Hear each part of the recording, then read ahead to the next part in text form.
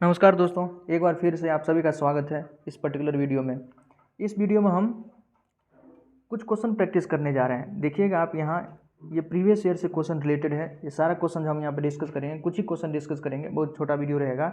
वो सब किसी न किसी एग्जाम में पूछा गया है और आशा करते हैं कि आगे भी पूछा जाएगा, क्योंकि देखिए ये जो क्वेश्चन हम अभी डिस्कस करेंगे ये 2020 में पूछा गया था और सेम क्वेश्चन यही as it is BPSC CDPO, जो अभी सीडीपीओ का एग्ज़ाम हुआ था उसमें पूछ लिया गया है। तो ऐसा देखा जाता है कि बीपीएससी का कोई भी क्वेश्चन उठाइए दोस्तों, कहीं ना कहीं प्रीवियस ईयर में आपको मिल जाएगा। वही साइंस ज्योग्राफी वगैरह से जो क्वेश्चन रहता है, करंट अफेयर से भले ही चेंज हो जाए, नहीं तो मैक्सिमम क्वेश्चन आपको प्रीवियस ईयर कहीं ना कहीं से मिल जाता है।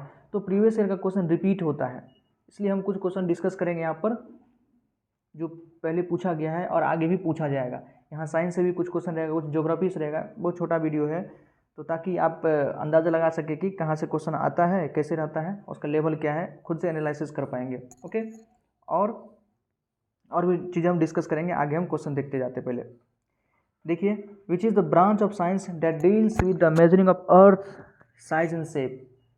मतलब साइंस का वो कौन सा ब्रांच है जिसमें हम किससे डील्स करते हैं, अर्थ के, पृथ्वी के साइज और शेप के बारे में हम अध्ययन करते हैं, उसे डील्स करते हैं, उसको हम क्या कहते हैं। ऑप्शन देखिए, कॉस्मोलॉजी, जियोडेसी, जियोमॉर्फोलॉजी या जियोग्राफी। यदि आपको सबका हिंदी भी पता होता तो आप आसानी से क्वेश्चन बना सकते थे। नहीं तो जियोडेसी शब्द, ये जो आंसर तो होगा जियोडेसी, ये शब्द अमूमन स्टूडेंट्स नहीं सुना होगा कहीं पे, ठीक। जियोडेसी शब्द नहीं सुना होगा। लेकिन कॉस्मोलॉजी तो हम सभी जानते हैं। कॉस्मोलॉजी क्या होता है? ब्रह्मांड विज्ञान, स्टडी ऑफ यूनिवर्स, कॉस्मोलॉजी कहलाता है। जियोमॉर्फोलॉजी, जियो मतलब अर्थ, मॉर्फोलॉजी मतलब अर्थ के बारे में अगर हम स्टडी करते हैं तो जियोमॉर्फोलॉजी कहलाता है। जियोग्राफी, ये तो हुआ भूगोल। तो आंसर क्या होगा? जियोडेसी। सेम क्वेश्चन क्या पूछा गया बीपीएससी सीडीपी में, देखिए कि geodesy is the science that deals with, geodesy is the science that deals with, या जियोडेसी वह विज्ञान है जो किससे संबंधित है। और 4 ऑप्शन दिया हुआ था। यहाँ तो हमारा ऑप्शन दोस्तों क्या हो गया? जियोडेसी। जहाँ पे हम अर्थ के साइज और शेप के बारे में स्टडी करते हैं वो क्या होता है? उस साइंस को हम कहते हैं जियोडेसी। और इसके बारे में थोड़ा बहुत जानते हैं। देखिए, geodesy is the science of accurately measuring and understanding the earth's geometric shape. Earth का ज्योमेट्रिक शेप क्या है, ओरिएंटेशन इन स्पेस, अंतरिक्ष में उसका किस प्रकार से ओरिएंटेशन है, उसके ग्रेविटी फील्ड के बारे में हम स्टडी करते हैं। Geodesy the science of accurately measuring and understanding 3 fundamental properties of earth, its geometric shape, orientation space, gravity field, as well as the changes of these properties with time.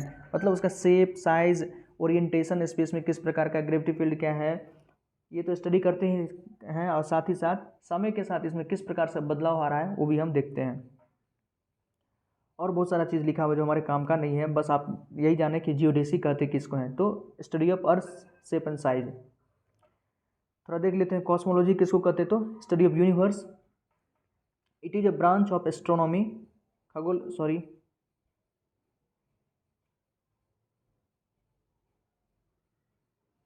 It is branch of astronomy concerned with the study of the chronology of the universe. मतलब universe के study को, ब्रह्मांड के study को ब्रह्मांड विज्ञान भी इसको कहते हैं, कॉस्मोलॉजी कहते हैं। जर्म मॉर्फोलॉजी, देखिए, it is the scientific study of the origin and evolution of the topographic and bathymetric feature created by physical, chemical or biological processes operating at near or the earth surface. ये भी अर्थ से कहीं ना कहीं related है, अर्थ के surface से related है जियोमॉर्फोलॉजी। और जियोग्राफी तो जानते ही हैं। नेक्स्ट क्वेश्चन देखते हैं। देखिए, ये भी क्वेश्चन पूछा गया है 2020 के एग्जाम में और संभावना है पूछा जा सकता है। प्रीवियस ईयर क्वेश्चन तो देख के जाना ही चाहिए। ये क्वेश्चन आपका BPSC assistant public sanitary waste management officer में काम देगा, साथ ही साथ बिहार एसएससी जो होने वाला उसमें काम देगा। बीपीएससी आगे भी जिस बार रद्द हो गया था, आगे जो होगा हो सकता है कि उसमें पूछा जाए, तो काम आपको बहुत ज़्यादा हेल्प करने वाला है ये सारा क्वेश्चन। देखिए क्वेश्चन क्या है, लूनार एक्लिप्स अकर ओनली ड्यूरिंग, लूनार एक्लिप्स कब होता है, चंद्र ग्रहण कब लगता है? ऑप्शन देखिए, equinox day, full moon day, solstice day, new moon day. सबका हिंदी तो आप जानते ही होंगे। इक्विनॉक्स का मतलब क्या होता है? विषुव। विषुव का मतलब क्या होता है? विषुव का मतलब होता है कि जब दिन और रात बराबर हो, मतलब 12 घंटा का दिन, 12 घंटा का रात। ये साल में 2 ही बार होता है। विषुव की स्थिति साल में 2 ही बार आती है, equinox day. Full moon day आप जानते हैं, पूर्णिमा, जब चंद्रमा पूरी तरह दिखता है तो उसको फुल मून डे कहते हैं। न्यू मून डे अमावस्या की रात कहते हैं न्यू मून डे। तो लूनार एक्लिप्स कब होता है? फुल मून डे के समय में। कब? जब पूर्णिमा का समय होता है उसी समय लूनार एक्लिप्स होता है। देखिए इसको और अच्छे से देखते हैं। A lunar eclipse takes place when the moons move into the earth shadow. कब होता है? तो जब मून चंद्रमा पृथ्वी के परछाई में आ जाता है तो लूनार एक्लिप्स होता है। या और क्लियरली बोलें, earth has to be directly between the sun and the moon. मान लीजिए सन है और ये मून है, इसके बीच में अगर अर्थ आ जाए तो उसी समय क्या होता है? चंद्रग्रहण लगता है। ठीक, ये ध्यान रखें। और एक और है, टोटल पूर्ण चंद्र ग्रहण कब लगता है? तो during this the whole of the lunar disc enter the earth umbra. पूरा का पूरा जो चंद्रमा है अर्थ के, उसके शैडो में आ जाता है। इसी दिन मून्स अपीयर रेडिश, एकदम ब्लड मून जिसको कहते हैं, कभी कभी सुने होंगे पेपर में, टीवी में ब्लड मून दिखता है। ये कब होता है? जब टोटल लूनार एक्लिप्स पूर्ण चंद्र ग्रहण लगता है तो ब्लड मून भी उसको कहते हैं उसी समय। Next question, which is the topmost layer of the atmosphere. वायुमंडल का सबसे बाहरी लेयर कौन है? वायुमंडल का सबसे बाहरी लेयर कौन है? ये भी क्वेश्चन पूछा गया है। आसान क्वेश्चन भी आप कर सकते हैं। Ionosphere, exosphere, stratosphere, mesosphere. और पूछा जाता है इस सभी से कभी न कभी क्वेश्चन पूछा ही रहता है। तो यहाँ तो सबसे बाहरी लेयर की बात किया तो एक्सोस्फेयर हो जाएगा। ठीक, लेकिन आपको सबके बारे में पता भी होना चाहिए। स्ट्रेटोस्फेयर जानते हैं। ओजोन लेयर, ओजोन लेयर कहाँ मिलता है? जो ओजोन परत कहाँ मिलता है? हमारा गुड ओजोन स्ट्रेटोस्फेयर में मिलता है, समताप मंडल में चलता है, मिलता है। अब एरोप्लेन वगैरह स्ट्रेटोस्फेयर में चलता है। मौसम संबंधी घटनाएं जितनी भी इंसिडेंट होती है मौसम संबंधी, वो सब कहाँ होता है? तो ट्रोपोस्फेयर, क्षोभ मंडल में। तो यहाँ तो हमारा आंसर हो गया एक्सोस्फेयर। और इस सब के बारे में थोड़ा बहुत आपको जानकारी होना चाहिए, पूछी जा सकता है क्वेश्चन। देखिए exosphere, it is the topmost layer of the atmosphere. Atmosphere का सबसे भारी लेयर है। The zone where molecules and atoms escape into space is mentioned as the exosphere. वह जोन जहाँ पर मॉलिक्यूल्स जो है या एटम्स, जो भी स्पेस के अंदर मॉलिक्यूल्स एटम खुद स्पेस में स्केप कर जाए, भाग जाए, उसी को क्या कहते हैं? एक्सोस्फेयर कहते हैं। It extend from the top of the thermosphere up to 10,000 kilometre, 10,000 kilometre तक है। ट्रोपोस्फेयर, तो ये सबसे लोअर लेयर है, मतलब पृथ्वी के सबसे ऊपर अगर कह सकते हैं सबसे नज़दीक का लेयर कौन है? तो ट्रोपोस्फेयर, जिसको क्षोभ मंडल भी बोलते हैं। From earth surface up to 10 kilometre, पृथ्वी के सरफेस से लेकर 10 किलोमीटर क्या होता है? तो ट्रोपोस्फेयर होता है। यार temperature decreases with increasing height, जैसे जैसे ऊंचाई पर जाइएगा यहाँ पर टेम्परेचर कम होते जाता है। We humans live in the troposphere, हम लोग भी कहाँ? ट्रोपोस्फेयर में रहते हैं। And nearly all weather occur in this lowest layer. ये क्वेश्चन पूछा जाता है, मौसम संबंधी घटनाएं कहाँ होता है? तो ट्रोपोस्फेयर में ही होता है, जितनी भी मौसम संबंधी घटनाएं हैं। अधिकतर जो क्लाउड है ट्रोपोस्फेयर में होता है। मोस्ट क्लाउड अपीयर देयर, अधिकतर जो क्लाउड है ट्रोपोस्फेयर में ही है। स्ट्रेटोस्फेयर, समताप मंडल, 10 kilometre above the earth surface to 50 kilometre the earth surface. पृथ्वी के मतलब वही ट्रोपोस्फेयर के बाद, ट्रोपोस्फेयर 10 किलोमीटर तक है, तो उससे ऊपर 50 किलोमीटर तक, उससे ऊपर 50 किलोमीटर तक क्या हमारा? स्ट्रेटोस्फेयर है, समताप मंडल है। या temperature increases with increasing height due to the presence of the ozone layer. यहाँ पर देखिए उल्टा होता है, वहाँ क्या था? हाइट बढ़ने से टेम्परेचर कम हो रहा था ट्रोपोस्फेयर में, लेकिन यहाँ पर हाइट बढ़ने पर टेम्परेचर बढ़ रहा है, क्योंकि यहाँ पर क्या? स्ट्रेटोस्फेयर है, ओजोन लेयर होने के कारण। ओजोन क्या करता है? तो यूवी रे को एब्जॉर्ब कर लेता है। Ozone gas is capable of absorbing harmful UV rays and due to the absorption of the temperature increase. वो ओजोन क्या करता है? जो हार्मफुल यूवी रेज होता है, खतरनाक यूवी रेज होता है, उसको एब्जॉर्ब कर लेता है, जिसके कारण के टेम्परेचर बढ़ जाता है। देखिए all the aeroplanes fly in this zone so as to high temperature there is a less turbulence and hence smoother flight are possible.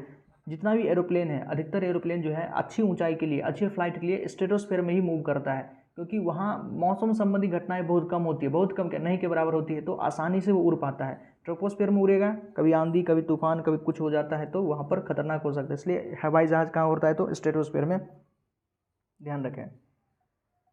Next है, which of the following is the first by reserve of India. Bharat का पहला bio reserve कौन है? भारत का पहला bio reserve कौन है? तो ये भी क्वेश्चन देखिए 2020 में पूछा गया है।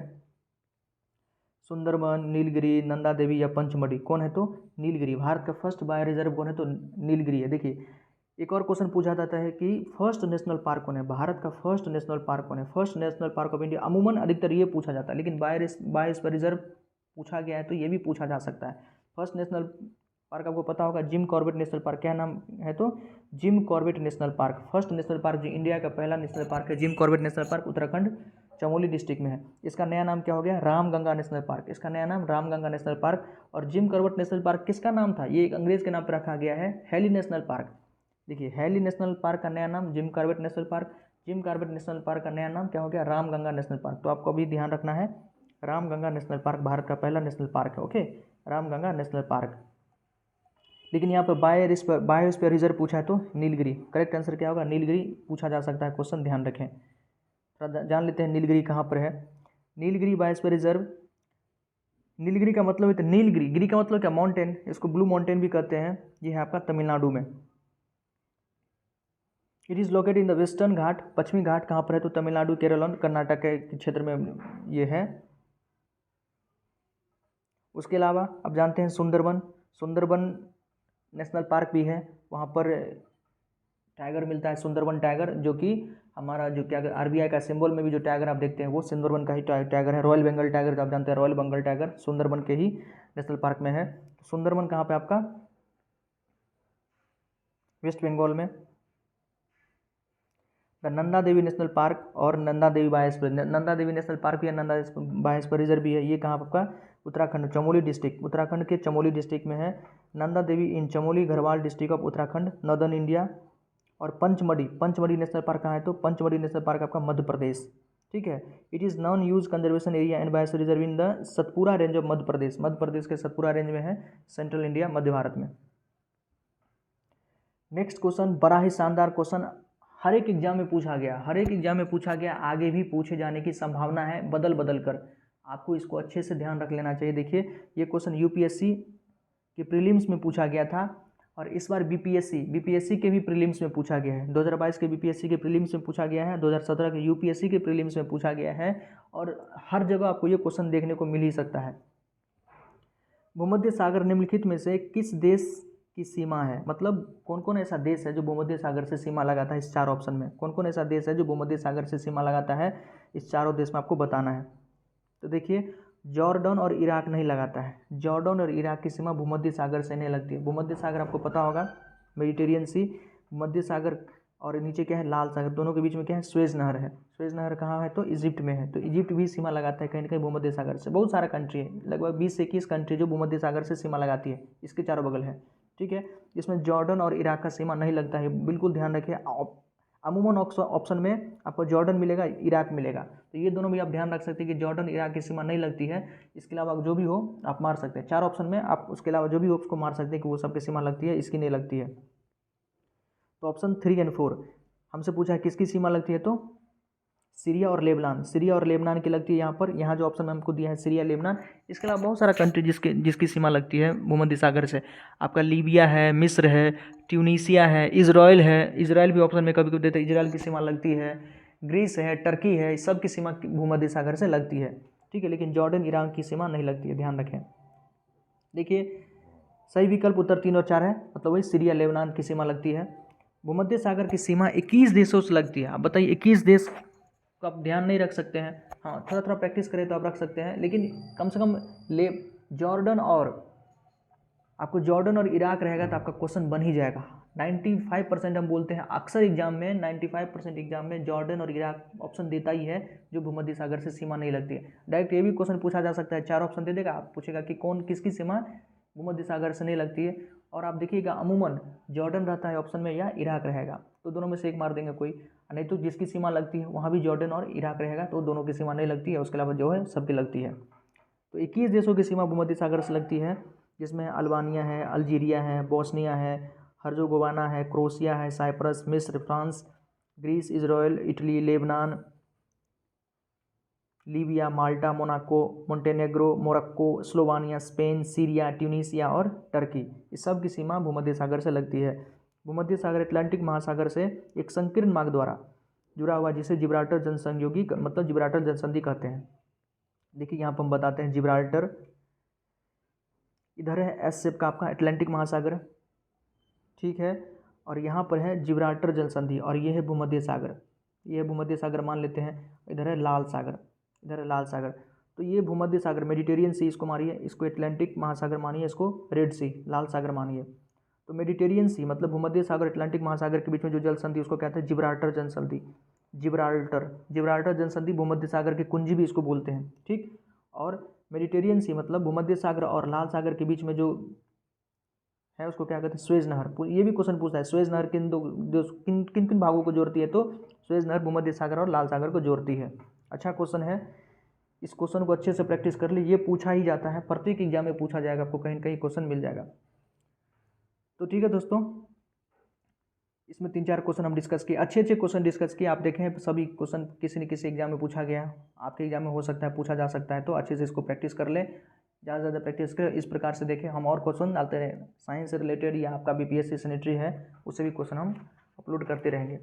अच्छा लगा तो प्लीज़ चैनल को लाइक कर दें, सब्सक्राइब कर दें। बहुत बहुत धन्यवाद। जय हिंद।